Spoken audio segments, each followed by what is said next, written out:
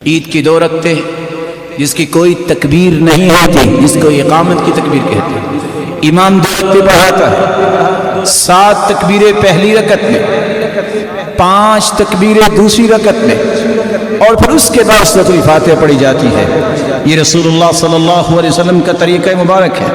کان یکبر فی العیدین فی الاولی 7، پہلی رکعت میں 7 تکبیریں قبل القراءہ، قراءت سے پہلے، وفی الآخرۃ 5 قبل القراءہ، اور 5 تکبیریں دوسری رکعت میں قراءت سے پہلے۔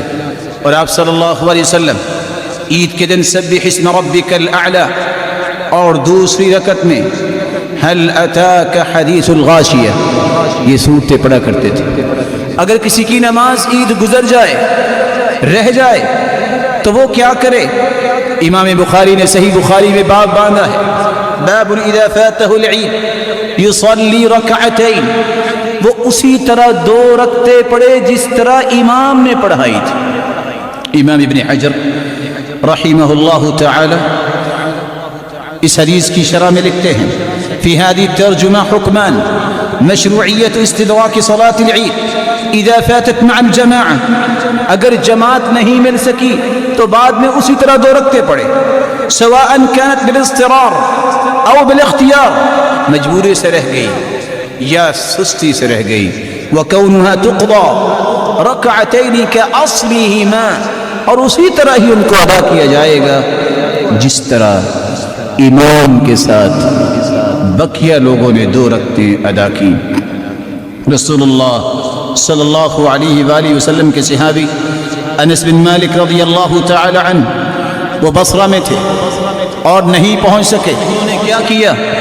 جمع موالی، اپنے غلاموں کو جمع کیا، وولدہ، اپنے بچوں کو جمع کیا، ثم یأمر مولا، پھر اپنے غلام کو حکم دیا، عبداللہ بن ابی عتبہ، عبداللہ بن ابی عتبہ کو، فیصلی بہم کصلاة اہل مصر رکعتین ویکبر بہم کتکبیرہم، اسی طرح 2 رکعتیں پڑھائیں جس طرح امام پڑھاتا ہے، اور تکبیریں بھی اسی طرح کہیں۔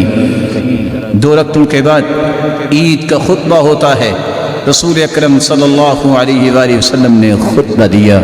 اللہ ذوالجلال یہ خوشی کے موقع ایمان کی حالت میں دیکھنے کی توفیق عطا فرمائے، اور ان آداب کو ملحوظ خاطر رکھنے کی توفیق دے۔ وآخر دعوانا